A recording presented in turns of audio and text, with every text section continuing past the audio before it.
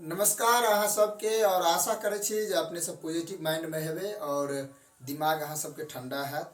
कियाक अखन निगेटिविटी के चलती बेसी भ गेल छै, हर कोई डिप्रेशन में बेसी भ गेलै है। तो आशा हमर एतने रहत जे अहाँ सब ठंडा रहू, पॉजिटिव में रहू, कियाकि मैथिलावासी एतऽ ज़्यादा छै, ताहि दुआरे मैथिलीए में अखन बाजि रहल छी। लेकिन अब हम बाजब हिंदी में। तो आज हम लोग मुख्य रूप से समझेंगे जो हमारा संविधान है उसका भाग जो है 25 ठो, उस भाग में कहाँ पर क्या है और कितने से कितने अनुच्छेद की चर्चा मिलती है किस भाग में, इनके ऊपर भी हम लोग देखेंगे। देखिए, अगर बात करें एग्जाम के दृष्टिकोण से, तो एग्जाम के दृष्टिकोण से इसमें यही पूछा जाता है कि भाग 5 इसमें क्या संबंधित है, तो हम लोगों को जवाब देना है। लेकिन अनुच्छेद से जब रिलेटेड जो है बहुत कम पूछा जाता है कि इसमें कितना अनुच्छेद है। चलिए अब समझते हैं जो अपना भाग 1 है संविधान का, उसमें क्या है। तो भाग 1 जो है संविधान का, इसमें संघ एवं राज्य क्षेत्रों के ऊपर चर्चा किया गया है। उसकी सीमाएं क्या है, इनके ऊपर चर्चा किया गया। हमने पहले से ही कहते आ रहे हैं कि आप पहला अनुसूची ले लीजिए, पहला अनुच्छेद ले लीजिए या पहला भाग ले लीजिए, इन तीनों में राज्य क्षेत्रों का ही चर्चा किया गया है कि कहाँ से किनका क्षेत्र है, उनकी सीमाएं क्या है, उनका नाम क्या है। आपको अभी तक याद हो गया होगा ये शब्द, क्योंकि इनको मैंने कई बार रिपीट कर चुका हूँ। तो आपको याद होना चाहिए भाग 1 में क्या है, संघ एवं राज्य क्षेत्र, उनकी सीमाएं, उनके नाम। दूसरा क्या है, नागरिकता से संबंधित अपना भाग है, इसमें 5 से 11 तक के अनुच्छेद की चर्चा मिलती है। तो नागरिकता कहने का मतलब क्या है कि कोई भी आदमी जो भारत में रह रहा है, ये कितने दिनों से रह रहा है, ये मूल निवासी है कि नहीं, ये भारत की नागरिकता बताएगा। तो ये नागरिकता संबंधी, जैसे बांग्लादेशी भारत में आ जा रहे हैं, तो ये कितने दिनों से रह रहा है। एनआरसी लागू हुआ था, नेशनल रजिस्टर्ड सिटीजन्स, तो ये क्या है, नागरिकता का ही एक रूप है। तो उनमें जो आदमी आ जाते हैं इसके अंतर्गत, जैसे 10 साल के अंतर्गत आप रह रहे हैं तो आप नहीं हैं, 10 साल से पीछे से रह रहे हैं तो आप हैं। तो ये इस तरीके से जो भी प्रावधान है, ये सब क्या आ जाते हैं, नागरिकता में आ जाते हैं। ठीक है। तीसरा अपना है मूल अधिकार।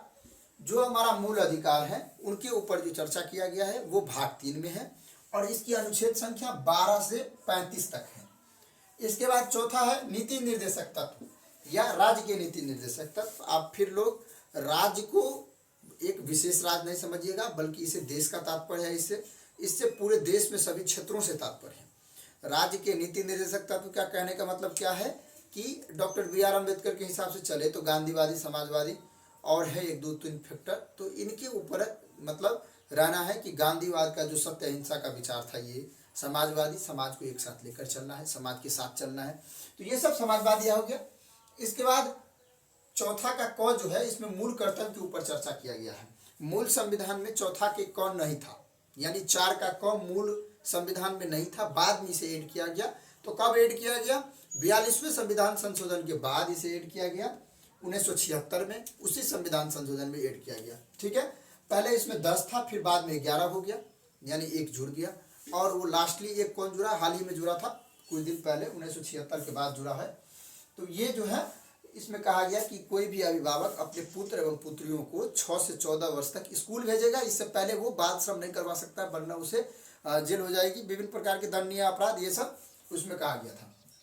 ठीक है। इसकी चर्चा 51 के क या ए, यानी हिंदी में आप लोग संविधान को पढ़ेंगे तो क, इंग्लिश में पढ़ेंगे तो ए। इसके बाद पांचवा जो है, इसमें संघ की चर्चा मिलती है। संघ जो केंद्र सरकार में जो चीजें हैं, जैसे प्रधानमंत्री, राष्ट्रपति, उपराष्ट्रपति, ये सब क्या है, संघ की चीजें हैं। तो संघ की जो भी चीजें आ जाएगी, ये 52 से 151 में इसकी चर्चा मिलती है और ये भाग 5 में है। ठीक है। अगर हम लोग थोड़ा सा यहाँ पर ग्रुप वाइज कर लें तो हमको याद रखने में थोड़ा सा आसानी होगा, बहुत ज़्यादा आसानी होगा। तो अगर ग्रुप वाइज कर लें यहाँ पर, तो पहला, दूसरा, तीसरा, चौथा, चौथा के क, इन चारों पांचों को एक ही साथ कर लेते हैं। ठीक है। पहले हम लोग क्या करते हैं, क्षेत्र बनाते हैं, फिर नागरिक बन जाते हैं, इस तरीके से याद रखिए।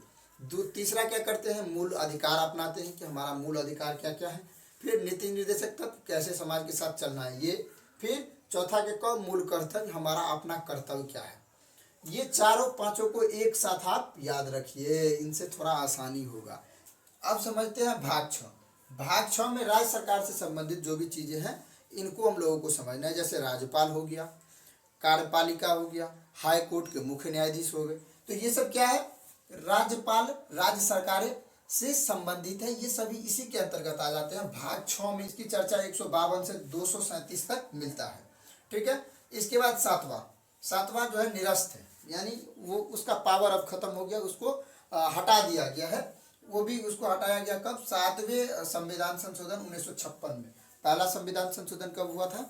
1951 में। इसके बाद लगातार संविधान संशोधन हुए और 7वां संविधान संशोधन 1956 में हुआ। इसमें इसको निरस्त कर दिया गया था। इसमें कुछ प्रावधान वगैरह सब थे जो अल्टरनेटिव था, उसको माना गया कि बाद में हटा दें। इसके बाद 8वां संघ राज्य क्षेत्र। संघ राज्य क्षेत्र मतलब साफ साफ समझिए अगर तो संघ राज्य क्षेत्र जो संघ का राज्य है क्षेत्र है, जैसे केंद्र शासित प्रदेश, केंद्र से शासन करने वाले जो भी क्षेत्र हैं उसे केंद्र शासित प्रदेश कहेंगे। तो केंद्र शासित प्रदेश की चर्चा कहाँ पर मिलती है? 239 से 242 तक के अनुच्छेदों में।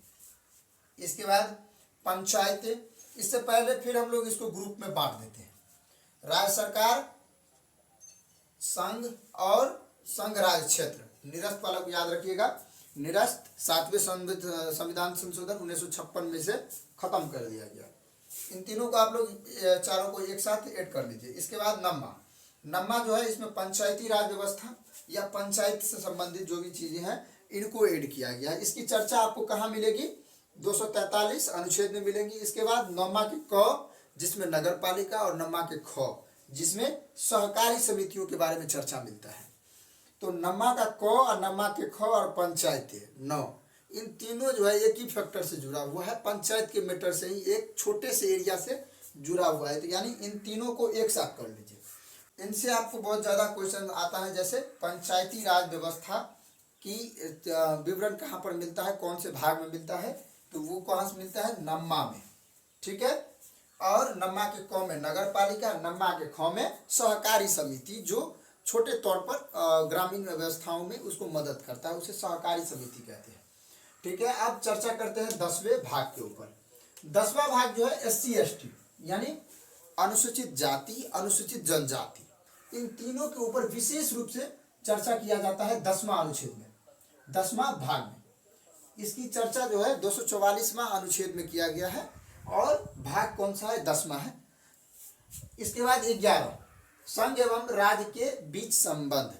जो राज्य और केंद्र में जो भी संबंध है इन दोनों के बीच, इनकी चर्चाएं, उनकी क्या क्या होनी चाहिए इन संबंधों में, इनके बारे में कहाँ पर बताया गया है? 245 से 263 इन अनुच्छेदों में इनके बारे में बताया गया है।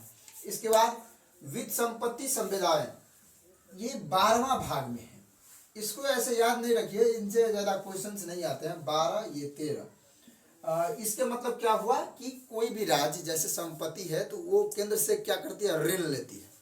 अगर उनकी आय कम हो जा रही है, वो भरपाई नहीं कर पा रहा है अपने राज्यों में, तो वो ऋण लेती है।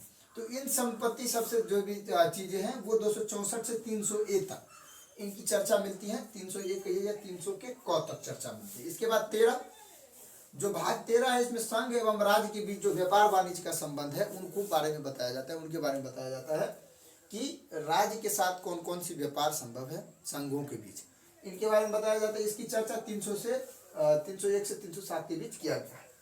इसके बाद भाग 14, भाग 14 में संघ और राज्यों की सेवाओं के बारे में बताया गया है। यानी क्या सेवाएं कौन कौन सी? जैसे UPSC union public service commission, BPSC Bihar public service commission. ये क्या है? सेवाएं हैं जो अधीन है किसके? एक राज्य के अधीन है, एक देश के अधीन है, यानी केंद्र के अधीन है। तो ये सब कह सकते हैं कि संघ और राज्य के अधीन सेवाएं। ठीक है। तो BPSC UPSC ये सारे चीज कहाँ से कहाँ तक आ जाते हैं? 308 से 323 तक में इनकी चर्चाएं मिलती हैं। अगर आप लोग VVI समझिए तो इनको याद रखिएगा। इसके बाद 14 के क अधिकरण, इसके अधीन करने की जो पावर है वो 42वें संविधान संशोधन 1976 में इसको ऐड किया गया था। 14 के क में अधिकरण को 323 में इसकी चर्चा मिलती है, चाहे ए चाहे को। इसके बाद 15वां है निर्वाचन। निर्वाचन को हम लोग साफ तौर पर समझते हैं। निर्वाचन क्या है भाई? कि वो चुनाव प्रणाली को बनाती है, लोकतंत्र की जो साझेदारी उनको मजबूत करती है। तो ये निर्वाचन के अंतर्गत आ जाता है और इसके लिए स्वच्छ और साफ सुथरा निर्वाचन रहना जरूरी है। वोटिंग गिनती जो भी चीज़ें हैं वो स्वच्छ रहना चाहिए, साफ सुथरा रहना चाहिए, ताकि लोकतंत्र की जो सभ्यताएं हैं वो लंबे दिनों तक चल सके, जो जनता का शासन है वो आसानी से अच्छी तरीके से चल सके। इसके बाद 16 आपसे ये ज़्यादा पूछा जाएगा ये याद रखिएगा कि 324 से 329 के क तक निर्वाचन की चर्चा मिलती है। एक संघ और राज्य के बीच सेवाएं, एक निर्वाचन और एक आपात से संबंधित राजभाषा, यही सबसे अनुच्छेद के नंबर पूछे जाते हैं। इनसे अलावा इन हम पीछे में जो चर्चा की इनमें कुछ नहीं पूछे जाते हैं ज़्यादा। इसके बाद निर्वाचन के बाद कुछ वर्गों के लिए विशेष प्रावधान किया गया है भाग 16 में, जिसकी चर्चा 330 से 342 तक मिलती है। जैसे मान लीजिए कहीं कहीं पर पिछड़ा वर्ग जो अनुसूचित जाति और जनजातीय हैं, उनकी चर्चाएं, उनकी जो रेखाएं हैं वो काफ़ी अधिक हैं, कहीं कहीं पर उनकी संख्याएं काफ़ी ज़्यादा है, तो उनके लिए एक विशेष प्रशासन और संदर्भ की व्यवस्थाएं जो लगानी पड़ती हैं, उसी को एक विशेष प्रावधान के रूप में रखा गया है 330 और 342 के बीच में। इसके बाद है 17वां राजभाषा। राजभाषा का तात्पर्य मुख्य रूप से देश से है कि देश में जो भाषा बोली जा रही है उसी के अनुकूल राजभाषा भी चलेगी। जैसे मान लीजिए कि बिहार है, बिहार में सबसे ज़्यादा भाषाएं कौन सी बोली जाती है, तो वो अपने अपने एरिया के ऊपर है, लेकिन ज़्यादा मैथिली भोजपुरी इन्हीं से संबंधित है। तो हो सकता है अगर बिहार राज्य को मन हो तो वो मैथिली को प्रधान घोषित कर दे या भोजपुरी को प्रधान घोषित कर दे, लेकिन राजभाषा का तात्पर्य मुख्य रूप से कहाँ से है, देश से है। इसकी चर्चा 343 से लेकर 351 तक इसकी चर्चा मिलती है। इसके बाद 18, इसमें आपात उपबंध।